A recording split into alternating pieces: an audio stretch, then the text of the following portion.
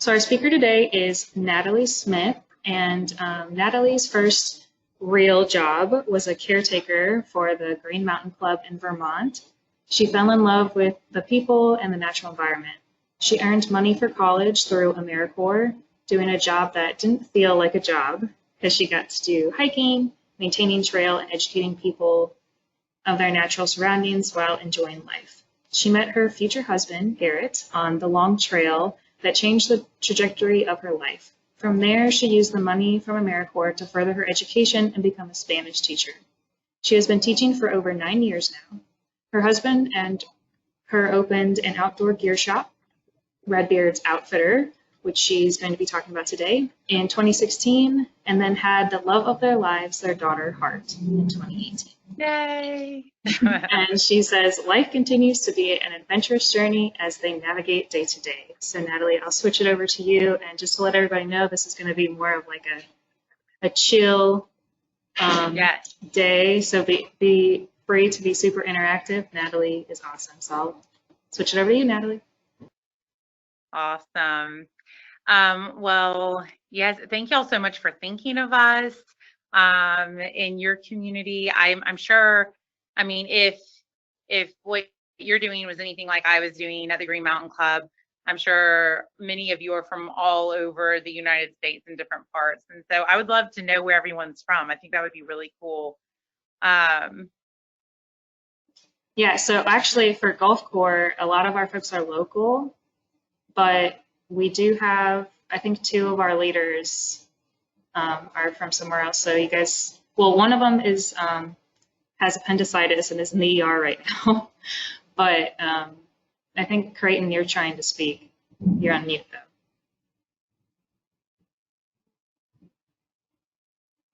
though. Oh, you're still muted. York, Buffalo area, kind of. Well, I'm from like the country, like 2 hours south of Buffalo, near the PA line. And where are you from? With the cat ears. Originally from Mobile, Alabama, but I've lived in Washington, Virginia, and I just moved from Texas here, so. Wow, that's awesome. Welcome home. Okay, thank you. Yeah, and then everybody else is pretty much from around here, but if anybody wants to speak about it, they live somewhere else. But Matthew, who's not on today, he's from Chicago, Illinois. So okay, that is so cool. And so I just love that y'all are coming together collaboratively, you know, and I think that's really where genius takes off. And so Carrie wanted me to talk to you about like ethical business practices that we have here. And honestly, a lot of those ideas just stem from talking like we're doing now and, you know, brainstorming, getting ideas. So one thing, I mean, from the ground up when we started the store is we wanted to make sure that we made our store as environmentally friendly as possible. So we have like all LED lighting. And, you know, if we could do compost toilets or something like that, I think that would be really cool. But so we're not there. So and even like the businesses that we've decided, or the companies that we've decided to bring in, we make sure like this brand right here, this is called Task. And they're actually, it's made, or the company's out of New Orleans. It's made from bamboo, which is a sustainable, you know, product, a sustainable tree. And it does all these like natural, you know, it's naturally moist wicks. Oh, I can't talk, guys. Wicks moisture. But anyway, they pay their customers a fair wage. And so choosing companies that we felt like were, you know, environmentally friendly. Maybe they're 1% for the planet, like Clean Canteen, or they have some type of story or function that serves the world and for a greater purpose. Definitely influences our decisions on what products we bring in. And I guess like more recently, we're also doing things like for our immediate community. So there is a large homeless population near the waterfront, downtown Mobile. And so now we currently do this, I'm gonna flip the camera. this idea. It's called Waterfront Rescue Mission. And if someone wants a pair of shoes, if they donate a pair of their shoes, they get $20 off their purchase. And so actually, we have a ton of people who participate in that. So that's just a bin. We actually have like boxes that are going, and these it's mostly guys that are women, but truly appreciate it because they're on their feet all the time. That is kind of like their car. So they go through shoes quickly, if you can imagine. So, you know, I think another ethical business practice is just trying to get the community involved in any way. We have a running club, we have yoga, we go on hikes once a month, and it's all for free, and it's just to bring people together. That's really important for us, just people connecting Yeah, Natalie. with nature. And so I know I've gone on like some of the hiking trips and stuff.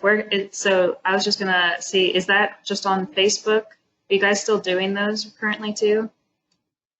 Currently, no, not since this has happened. Now, we have talked about this Thursday morning, doing yoga at Spring Hill College out on the soccer fields, but like, you know, of course, spreading out and not advertising it, you know, so we're not advertising anything right now, just to, I don't know, just to keep the numbers down, I guess, and to be safe, you know, but word of mouth. So if y'all want to come tomorrow morning on the soccer field at Spring Hill, Ruth will be teaching. She's from California, she's from Sacramento, and she just has like really cool practices. She's a master of kinesiology, and anyway, I think she's a perfect example of how our store operates. Like our customers really feel like they're a part of the store, and that's how we want it to feel. We want people to feel welcome here and at home here. And so yeah, so I would say that's really important. Do you all have any questions for me? Hey there. I wanted to see if you could talk a little bit about like how you guys have been involved with like the Weeks Bay Foundation or like other organizations, like with apple snail roundups and stuff like that, just how like, what connections you have. Definitely, thank you. So thank you for bringing that up. I kind of forget, you know, different things, but yeah, apple snail roundup, that's definitely a fun one, you know, collecting the hot pink bubble gum or whatever. And that was one way that we first, I would say, it was like an easy way to get our name out there too, just providing prizes for the people who collected the most apple snails and eggs, you know, and it was something like simple, like a Frisbee and a water bottle and a little gift certificate. And I think it's just a way to show that we care about the environment, especially our local environment. And of course, you know, there's that advertisement element. So that was really great. Weeks Bay Foundation, we helped with like the Pelican paddle, and so we actually have paddled it, and Garrett will help like pull canoes out and put them in, and yeah, and it's just, I feel like that's a great way to, you know, to earn money for those organizations and spread awareness of, I mean, a lot of people don't even know about Weeks Bay, so I feel like that's a great way to show people like, hey, you live in an awesome place. You know, so many times we forget that we live in such a cool environment. Actually, Alabama is one of the most diverse places on the earth, as I'm sure you all know, you know, next to the Amazon. And it's kind of like people here don't appreciate that because they don't know it. And I feel like once people understand what a true treasure we have, then we can all start protecting the environment, or having that desire to protect the environment. So I think, you know, our involvement with Weeks Bay Foundation and Mobile Bay Keepers and such, I think it's just to spread awareness also, you know. Cool. I'm just going to keep asking questions, but if anybody else has questions, feel free to shoot them out there. This is kind of just like a open session. And Natalie, I'll let you switch over to your rental program in a second, but was going to ask, since you're a school teacher, we've had a lot about like environmental education. A lot of our speakers have talked about that recently, and I know you don't teach necessarily biology, you teach Spanish, but have you taken, so you got your degree in education, is that correct? Yes. Yeah. So my master's is in education. My undergrad, I was in international business. I wanted to travel, you know? And so, yeah, I think that's where I was going with that. I think people think that they have to go somewhere far to like truly, you know, feel like they're away. But anyway, yes. So it was international business, and then I went into education. Yeah, so I guess my question was more so of how have you been able to tie that like into what you guys do with the store and like trying to educate and spread awareness? Do you have you taken any of the concepts you've learned from education over to that? You know, we have, but it definitely hasn't even been like my idea necessarily. I mean, we have schools that come, you know, this little school, there's a little elementary school that will come and, you know, ask questions and learn about the environment. It's right down the street. I can't think of the name of it. But then, yes, we also do about once a month on a Tuesday night, we'll have education courses, and we have some really good speakers. The last one was he was like an expert on snakes, and he told us kind of like everything to look for, you know, to tell if the snake was venomous or not. And he talked about even the venomous snakes, like 4 or maybe it's like 3 out of 5 snake bites from venomous snakes aren't even venomous because they don't contain the venom. And so anyway, it just kind of takes the fear away of the outdoors. You know, some people are scared to to get outside because of snakes sometimes. And so yeah, we do educational classes, and actually we have Backpacker Magazine coming in October, and we hope to like even connect with y'all, and y'all could even set up a tent. We're gonna have some live music, and that should be just like a really fun time of education and just, you know, good music. So I can let you know the date on that if y'all want to go ahead and mark that down and plan to be here. I think it'll be a good time. Cool. Well, let's see. We do have a few questions already, but I'll just real quick switch it over to see. Oh, looks like you're having a little bit of feedback from somebody. Oh, look at your hat. I love it. I love your hat.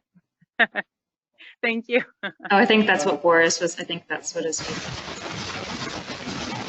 Oh, sorry, Boris. I'm gonna have to mute you. Maybe you're gonna have to try your audio over.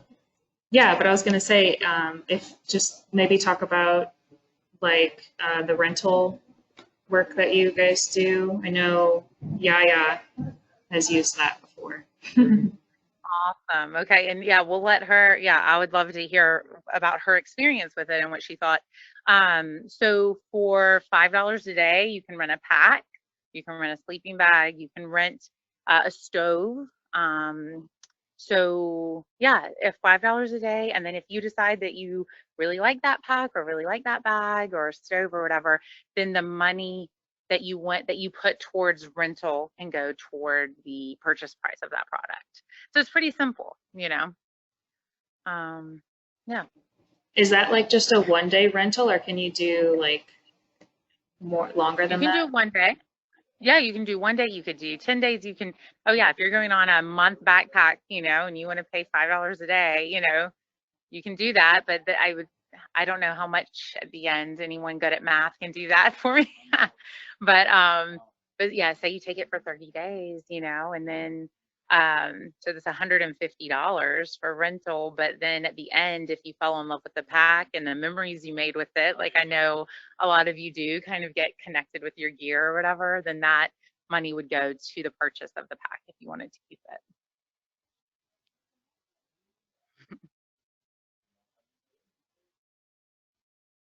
Awesome.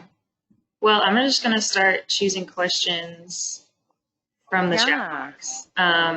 So Boris, you said you were muted before. You want to try asking your question?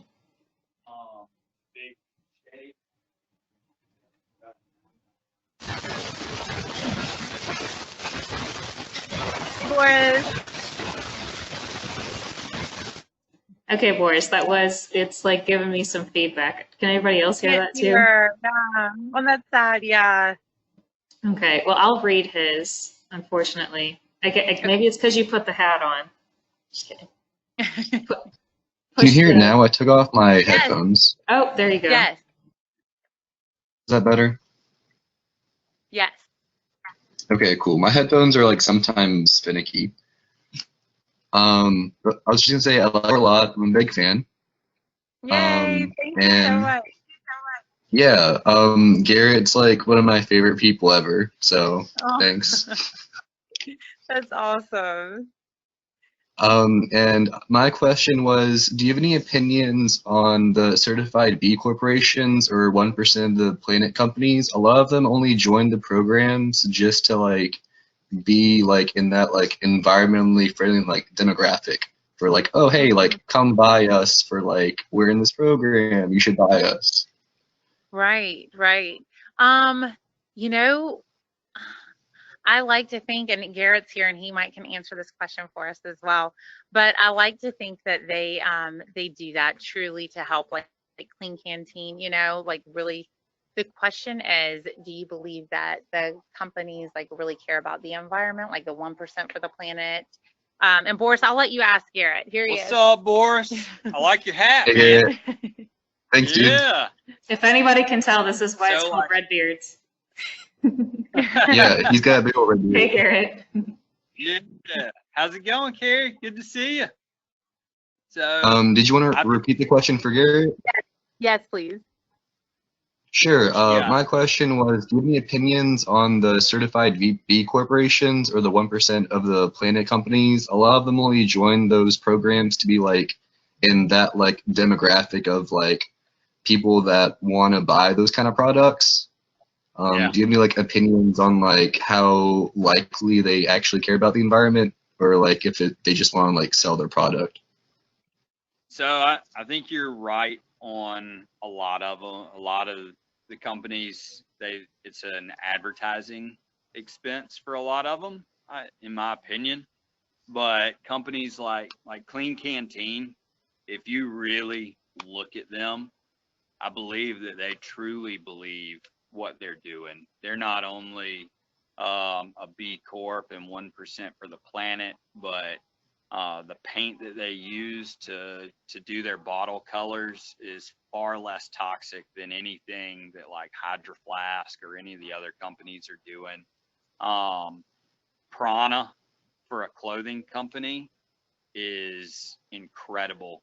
All the way down to they manage like how much the farmers are make like when they grow the cotton, if they make sure that those people are getting paid properly.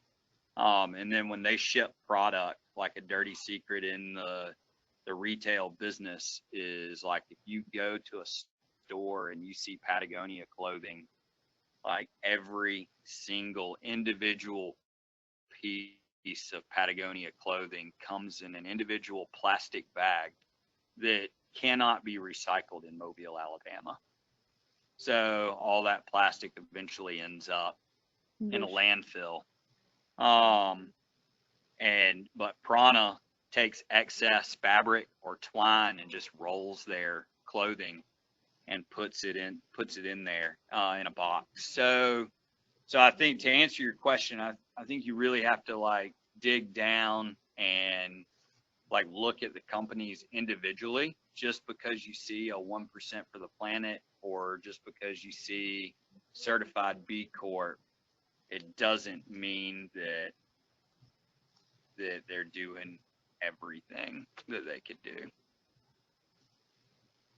Cool That beans. answer Yeah, I your was just gonna also like tag onto that. I worked at Alabama Outdoors for a few months, and I could like totally testify to like companies just like wrapping every single individual thing in plastic for no reason. Yeah. Oh yeah. So it's pretty bad. There's a handful of companies like I was mentioning, Prana and Clean Canteen and stuff, and even Hydro Flask doesn't use plastic anymore. They use a biodegradable bag that each one comes in to keep it from getting scratched. But the two best companies that I've seen in the outdoor industry that are large companies, not small boutique companies, have been Clean Canteen and Prana. Awesome. And this can be, Thank you. so we were going over some questions, and this could be for Natalie or you, Garrett, but Amber, I think yours is kind of along the same lines of what we're talking about if you want to ask yours.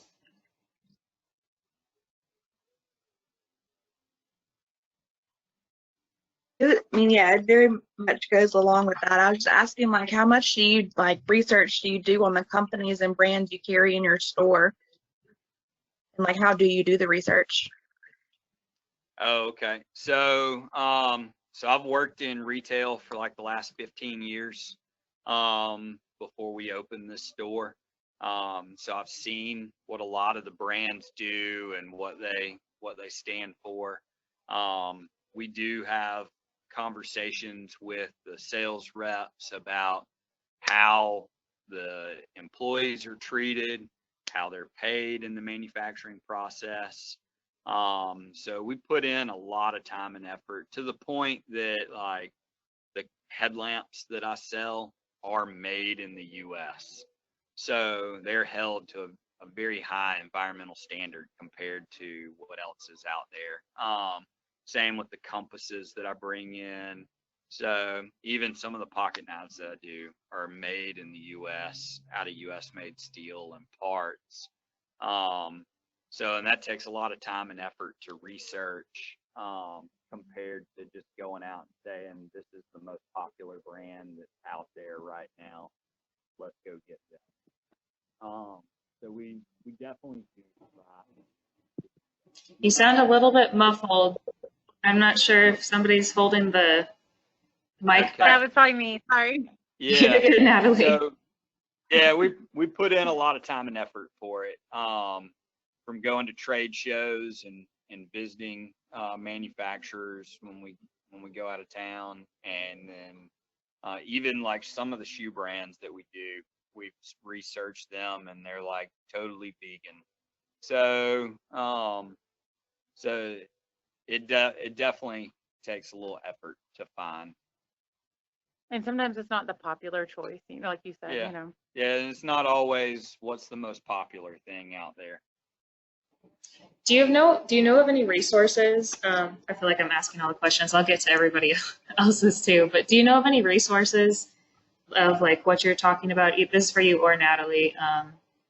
Like as a consumer, like if there's any apps out there. I've heard of a couple, like to tell if something is, you know, green certified, or just like to make better choices, for it to be like sustainable and whatnot.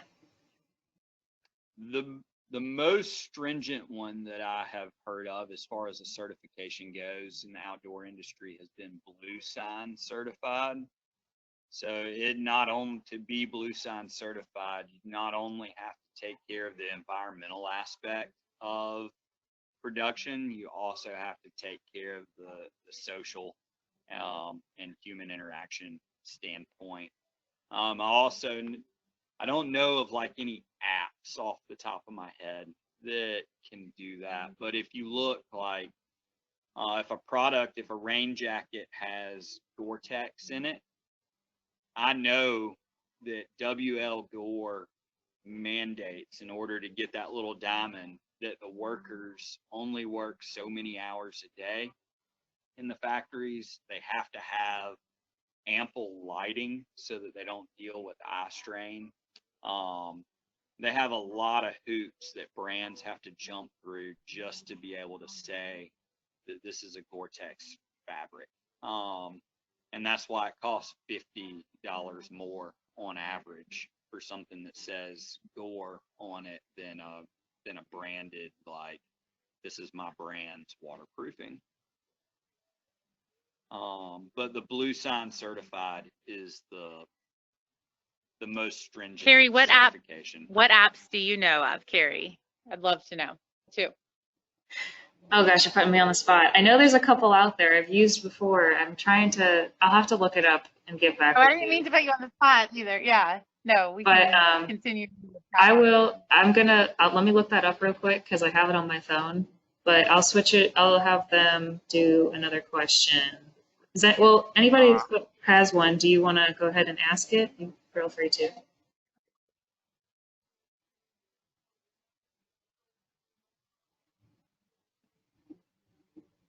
Okay, well, I guess I'll call on people. Cody, yours is related to kind of what we're talking about. Yeah, I was about to ask. What should I look for when looking for sustainable or eco-friendly companies to invest in? To invest in, man, you definitely have to just like really dig in and do your research on them. Because a lot of most companies in the outdoor industry try to do the right thing, but even like, I know I was just bagging on Patagonia a minute ago about shipping things in plastic bags, but they do a lot of really good stuff, but they're a privately held company, so you have no opportunity to invest in them currently. But, and that's in our industry, a lot of those that go the extra mile are actually privately held because it's easier for them to make those hard decisions of, we don't have to post an 8% return this year for our investors. So, but the Blue Sign certified products, if they have a large percentage of those in their catalog, 1% for the planet is a good starting place, an indicator that someone's heart is in the right spot. But unfortunately, there's just so many hidden parts of the supply chain that it's really tough to say, oh, these guys are for sure good. Like just a couple years ago, they just came out with environmentally sourced, environmentally responsible sourced down because of a big issue that some of the big players in the outdoor industry ran into with how they were gathering down from geese. And now they do it in a much more ethically correct way. So it takes a lot of digging, man. I wish there was an easy answer for that investment. Like a lot of these small companies, man, they get gobbled up. Like Ultra just got bought out by Vanity Fair. Prana got bought out by Columbia a few years back. Mountain Hardware is owned by Columbia. Who else? Like North Face is owned by Vanity Fair. So And then a lot of them. Outdoor company that just got bought out by Walmart, or not just? Oh, that's a retailer. Oh, okay. Yeah. But so a lot of them, you have to dig. So you may think that you're just investing in a small company, but a lot of them are small for a handful of years and then get bought up.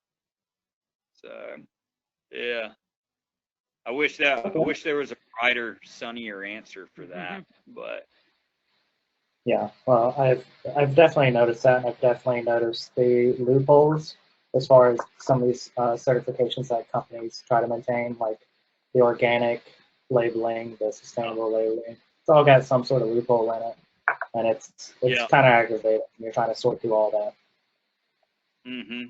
Yeah. Oh yeah. I would encourage you for a clothing brand to, as far as a bigger clothing brand goes. Now there'll be small ones that probably do a better job, but Prana at one point even owned some of the farms for making that grew the cotton and stuff to ensure that it was the only way in those areas that they could ensure that the farmers got paid a fair wage. So yeah, it's it's tough, man. There's so many parts And it's constantly changing. to clothing that what I hate to say it, but also like the country that it's manufactured in gives you an indicator of how that's produced as well. So, which is why we try to find a lot of U.S. based products where we can. Yeah. Thank you for answering my question. Yeah. Awesome. I see a lot of questions related to like just y'all's personal perspective on owning a business and stuff like that. But before we get to that, since Natalie asked me, I'm going to put a link in the chat. It's called Okay. Good Guide. I don't know. Has anybody used this Okay. app before? Good Guide. Anybody heard of it? I'm not. I was introduced to this class, or I was introduced to this app during a class. There was a class called Garbage I took at Spring Hill, and it was like garbage like stood for something, but it was just like a whole like course on sustainability. But yeah, everybody should check that app out. Maybe we can try to do an activity or something on it later as we can look Cool. into it. But it's y'all's talk. I won't focus too much. But Natalie, that one, you can like pull up like a product and it'll tell you what certifications that company has and like their track record, and it allows people to review it themselves as well. So it's a pretty cool resource. I think they've been around for 10 years. Good Guide. Okay. Thank you. All right. So let's switch back over to y'all, the members. I see Haley has a question that's related to what I mentioned, and I think Ashley. So any of you, feel free to ask. I'll ask mine. So my question was, what's the best or your favorite part of owning or running your own business? Hey, Haley. Gosh, I think, well, my favorite part is creativity. Just like honestly, it's endless.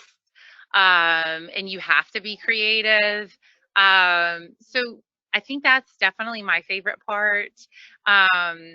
Like right now, I'm like trying to figure out like, ooh, could I write like a children's book about Redbeard and leave no trace, and you know what I mean? Like teach kids how to be responsible in the wild, So it's like I said, it's kind of endless, and it's I don't know, it can be for me, it's a lot of fun. I am in the classroom a lot, so I'm not here. Like I get to jump in for like the really fun things, like, for a hike and for a talk. And so of course for me, it's even more fun because I'm not dealing with inventory and, like all the minute details, like, the cleaning or display. So I think it's also fun because we have like some really great employees. So it's really fun getting to know the customers too, who come in and have great ideas.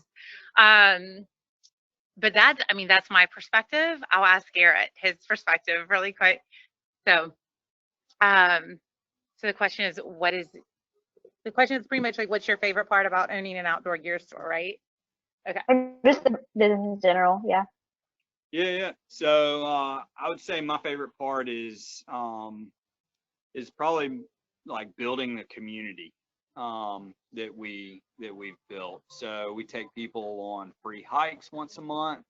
We do free yoga classes. We do a run group. So it allows us to like really get to know our customers. So we do that. We've done cleanups with customers where we're able to volunteer. I get to watch my employees since we get to know them so well. I get to watch them go to school and improve their lives and graduate and move on to bigger and better things. Yeah. We had one employee hike the Appalachian Trail, so it was like, it's cool to just see people's journeys. Like customers will come in and tell us their stories of their latest trip. And yeah, that's definitely a fun part of it. Yeah, so building that community, having customers come back after trips and tell us how amazing it was, show us pictures from their trips. That community aspect is probably my favorite part of owning a business. And by the way, if y'all have any pictures, we put customers' pictures up. So, and we probably need like a better way of doing this, but it's fun, and we have to like start a new wall because we have so many, and people love to show us their beer. It's awesome. That's awesome. So I have one other question that's related, and Ashley, you said your audio is messing up, right?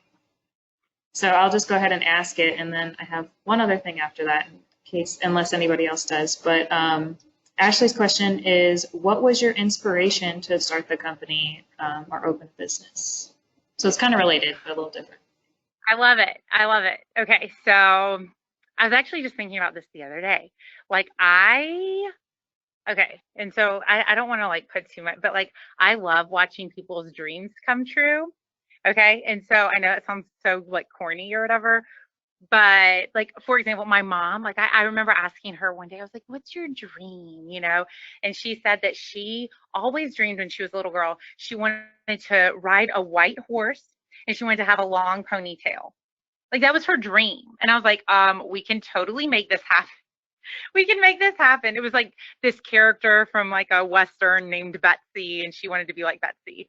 And so anyway, like made that happen. It was so much fun.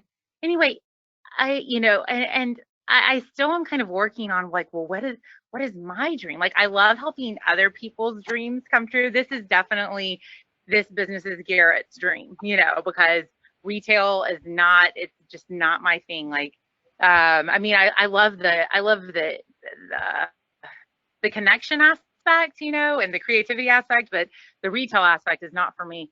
But it's Garrett's dream. It has been his dream for a really long time. So he's worked in an outdoor gear shop, like in college, he was at Spoken Trail, and then he managed Alabama Outdoors, and he's just like his true passion. Like he really just loves, he loves retail, and he loves the products and how they help people get outdoors. And so anyway, for me, it was like, and I think Garrett and I are really good for one another, and it is our anniversary today. So, but I think Garrett, he is very intelligent and he has all the right ideas, but he had a lot of hesitancy. And so I like to think that I was the one who like gave him the big push. Like, let's just do it. Let's just jump, But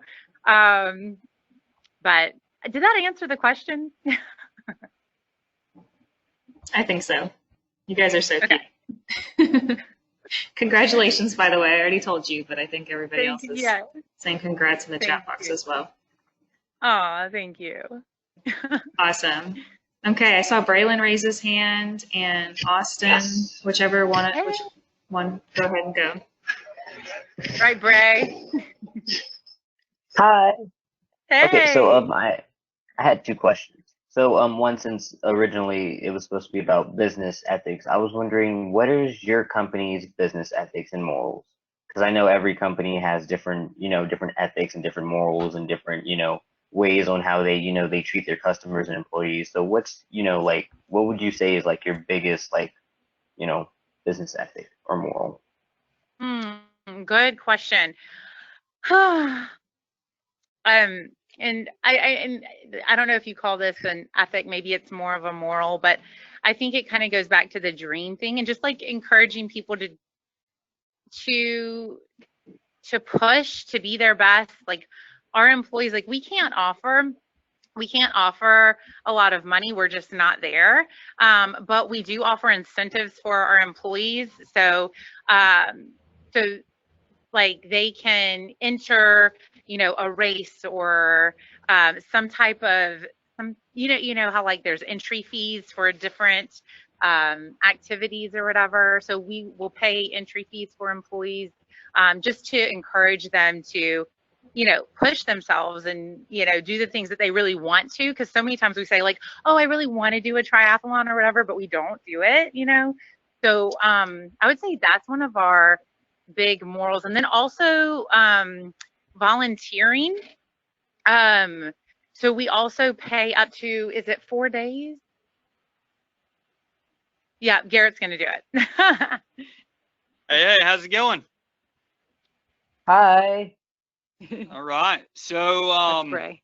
I think that probably the easiest way for me to answer that is that ethically and morally what we do here is that we treat people the way that we want to be treated.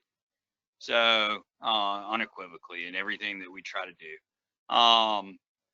And what that leads to towards employees is that we want to see our employees continuously improving themselves. So some of us here, we say, you will always be part of the Redbeards family, even though you won't always be on the Redbeards team. So what that means is for people that are in school during a 6-month span, at the end of that 6 months of working for me, I will pay them an additional 50 cents for every hour that they worked, just because they're in school trying to improve their lives. And then, or taking classes, so on something else to improve their lives.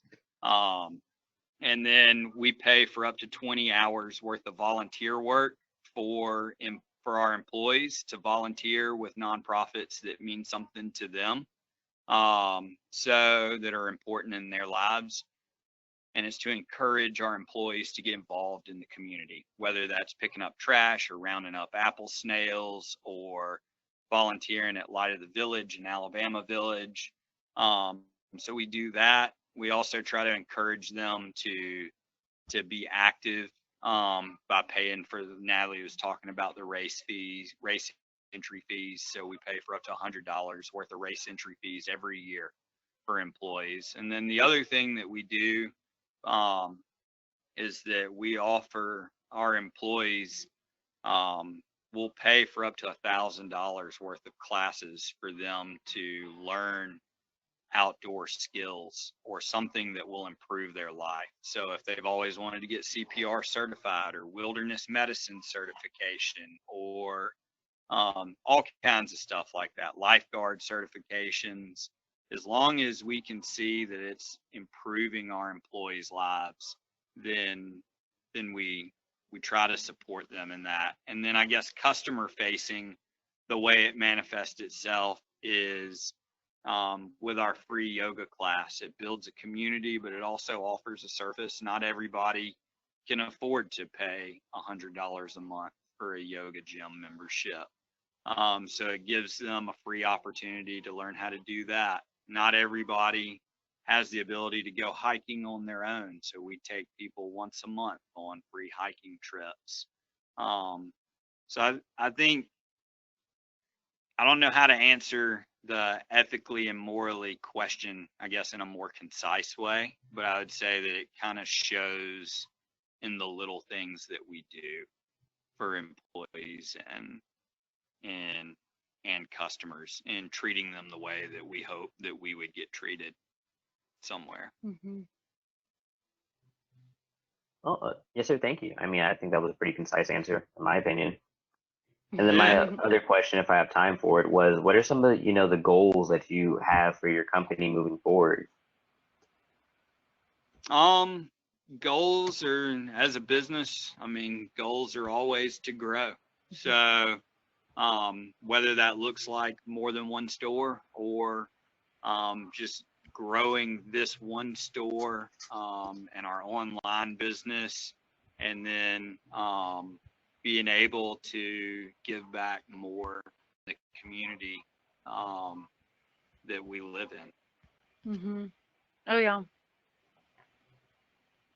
Awesome. I see that Austin had a question, but you made me think of something real quick. I know another thing you guys do is like showcase local artist work and kind of allow them to sell in your store. I was wondering like if you're still doing that, or if you're taking like if people did, like I know we have a couple artists in our group where their spouse is an artist, and how to go about possibly getting their work in your store.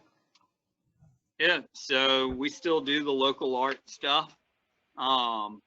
That was a big push for us because we have so many talented artists around here that people just don't know about. Like we've got an artist who has this pottery in the Smithsonian that lives off Michigan Avenue in town that you don't really see his stuff in art galleries. So you have people can buy it at our store, or they can buy it from him personally. That's the only places he sells.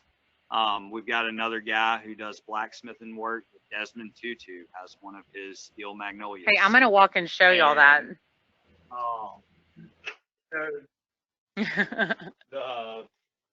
The best way to get stuff in the store is to bring artwork by and let us look at it and see if it fits with what we do in the store, and we just kind of go from there.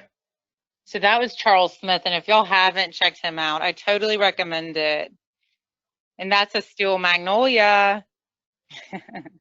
And then we have a raku artist who has Just like that. He was judged to be the best raku artist in the world one year and the best in the Yeah, US. there's like there's actually a pottery Olympics. And so this is the guy. Anyway, so to answer your question, yes, we love our art, and yes, we're always looking for new artists. So yes. You're on, Garrett. Sorry, you can't see yourself. Oh, okay. All right. He is going to help us get some hay there. Okay. So yeah, I'm glad you thought of that, Carrie. Yeah, and Not my main question. Oh, sorry. Go ahead. Just real quick. So like he was saying, like Garrett was saying, the best way if anybody's interested in doing that with their art, or like just learning about possible hiring, would be to just come into the store and talk to y'all. For hiring, yes, and a resume, Garrett, like, he always likes to see personal growth, and it is absolutely amazing how many people won't bring in a resume, so that's kind of his first step as far as hiring, just to see who simply brings back a resume. And yeah, and then he goes from there, but yeah, bring a resume by, and then if it's an artist, like bring your art by. I'm actually looking at some more right here. This is Maria Spies. I don't know if you've heard of her, but anyway, we have wood turners, every type of material really. So it's a lot of fun to check out the art. Yeah, I love that aspect. Awesome. Yeah, Austin, I'll let you go ahead. They've done a lot of resume work, so everybody, if you're interested, work with them. I know you have a resume. But yeah, go ahead. That's awesome. Not my main question, but have you had any Renee Color pieces in there before? Renee Color? Yeah, from South. No. Okay, the old glass instructor. No, I would love to see it though. That'd be awesome. What does she make? She did glass blowing, and she had an exhibit at the art museum that she had Snoop Major help with. Okay, yes, and we did have her stuff for a little bit, but okay, so this is another thing with the artist. We have to like come to an agreement. And I think one of our biggest agreements is like, what happens if one of your pieces breaks? You know what I mean? Because that may happen. I think it's happened only once with us though, and it was a coffee mug. And so we have to decide like, okay, like what if a piece accidentally breaks? I believe because she was a glass blower out at South, and she said that she would still expect 100% to be paid. And so we couldn't risk that. And so we actually have one of her students glass work in the store right now. But even like the Olympic champion potter that we just showed you, the raku, he was so cool. He was like, if a piece breaks, he was like, it's just clay. He was like, no worries. Like, it's dirt. And so like, We have to also like, not that, I mean, we are super careful with the pieces of art and stuff, but we have to also make sure that it's going to be a relationship that we can work with, you know. Okay. And the main question I wanted to ask though was, I work in restaurant business, and needless to say, the trash output in that business right now is astronomical because of the health Yes. criteria. Has that similarly affected you in any way? How are you going to be conducting business in a sustainable way, or? I hope I'm answering your question, but Pizza Hut used to be like 2 doors down from us, and the trash was horrendous. It was disgusting. And so we have our little white 5-gallon bucket, and we have our trash gripper, you know, that we pick up, not with our hands, but we pick it up with this little trash gripper. And so that, I mean, that's just one thing we did. Hold on, Garrett would like to answer this question, I think. So I'm turning it around. Yeah, and I other think stuff that Austin's, sorry, just real quick, I think Austin's questions is related more so to like what you're doing in relation to COVID, and if that's like affecting more of like your trash flow, as he was saying, like with the restaurant businesses, it's increased a lot. Yeah, so we're a little different than the restaurant. So, you know, if they're serving everything in to-go meals, obviously that increases theirs a ton. Retail slowed dramatically. But some things that we did since our online picked up more, we started recycling our boxes. So not necessarily, not like taking them to single source. We've been doing that since day one. What we did was I've started saving all the boxes that we get in for the most part, To and reuse. to reuse and send back out with the next package instead of buying something special that says Redbeard's Outfitter on it and stuff.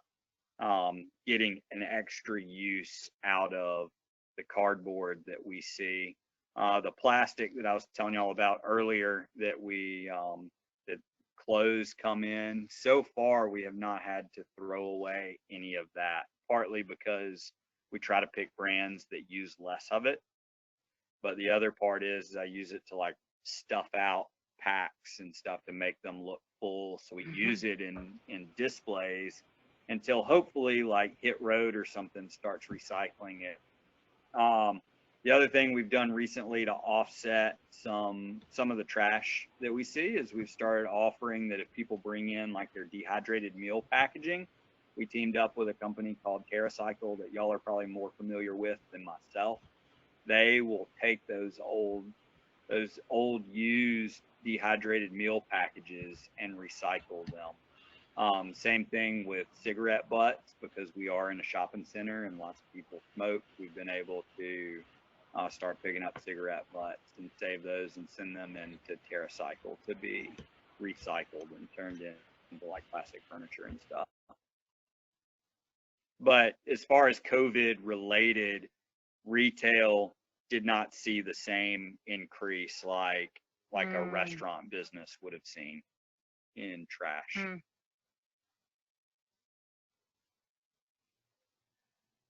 going to show more bins of the plastic. Yeah. No. Awesome. Well, I know, Natalie, you have to get on with your students in a minute, so we might end a little bit early unless anybody else has any questions for Natalie or Garrett. I guess my one question quickly, like, do you have any like time management advice? I'm just thinking like you have all these events going on and you're running a business and you have a day job as a Spanish teacher. Like how do you manage that? How is that possible? Me? Oh, dear Lord. Honestly, I am a fly by the seat of my pants kind of person, and I think I prefer it that way. I have had to start making to-do lists, and I actually picked up a calendar the other day that it was the only calendar they had left, and it was like a moped or like a four-wheeler, and it said keep moving 2020, and I was like, I need this. And so yeah, and honestly, Carrie, like your text that was like, hey, you want to log on early? I was like, oh yeah, like let's do that, you know. Like so I wish I could say that I am more type A and super organized. But honestly, no, I'm not. I don't have it. I don't have it together. But I just keep going. I just keep moving. That's it. Awesome, thanks. All right, well, I think we'll go ahead and wrap up since you need to get over to your students. But just wanted to say thanks again for taking the time. And I shared the Facebook link to you guys, and hopefully we'll be able to schedule like a hike or something when things get back to normal.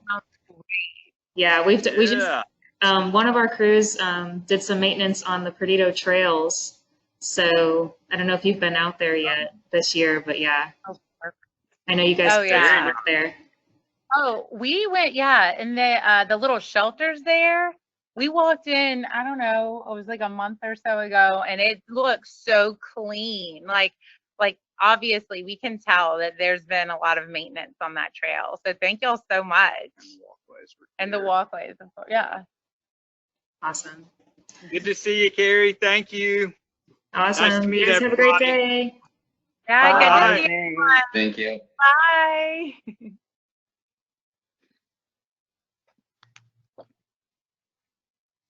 Okay. Trying to figure this out. Okay. I think so. All right, well, you guys are good to go to the GIS module, and I'll see you at 4 o'clock.